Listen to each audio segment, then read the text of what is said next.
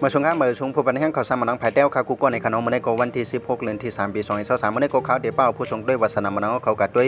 ยูฟ่าแชมเปี้ยนลีกรอบ16จุ่มเปิดเจนที่2ในขนมมือคำว่าในก็เป็นกูกำเนิดสุดในขนมมีอยู่แทง2กูในข่าวมาด้วยกันที่กูที่1ตั้งในขนมมือคำว่านาโปลีก็เอาปีแฟรงก์เฟิร์ตนั่นกับ3โซนในข่าวโดยป้อนในก็เป็นวิกตอร์อูซิมฮินในขนมสร้างกับ2ลูกแทงลูก1นั่นก็มาตีซิเลนสกี้ในข่าวผมกูกันทั้ง2ป้อยก็เป็นนาโปลีเอาเป้กับ5โซนในขนมก็เป็นนาโปลีไล่10เขาเข่งกับแทงในขั้นตอน8จุ่มแทงกู1นั่นก็เป็นเรียมาเทศในขนมเป้ลิปปูกัน1โซนรวยเรียมาเทศเลยก็ตีกาเลมเพซิมาในขนมผู้เล่นก็ในก็เลยว่าเกี่ยวสร้างลิปปูปิดใจย่อในขนมเฮ็ดให้กูทั้ง2ป้อยนั้นเป็นเรียมาเทศเอาเป้กับ6-2ในขนมก็เป็นเรียมาเทศเลย10เขาเข่งกับแทงในขั้นตอน8จุ่มในข่าวมาด้วยกันที่ผู้สร้างกงพองในขนมผู้สร้างกวนได้นำเดือ10ปืนก็เป็นเออร์ลิงพอฮาลันของแมนเชสเตอร์ซิตี้สร้างกับยอด10กูในข่าวเหมือนจังนำผู้เล่นโมเมซาลาเลยตั้งคิลินีปาเป้นั่นก็เลยว่าหมดติดตั้งแต่ที่สร้างกูกว่าแทงย่อในขนมย้อนปูว่าจุ่มเขาก็ตกจันกับย่อในข่าวกำแนวคำมาด้วยกันที่ในขั้นตอนก็ได้ฝ่ายในอำนั้นก็ห้องว่าขั้นตอน8จุ่มในขนมว่ามีจุ่มหลายๆเขาเมากันพองในขนมก็เตมีนาโปลีในขนมตัวเด่นในอิตาลีซีเรียบายามิเนตตัวเด่นในจามันปุนเตลิกาเชลซีในตัวเด่นใน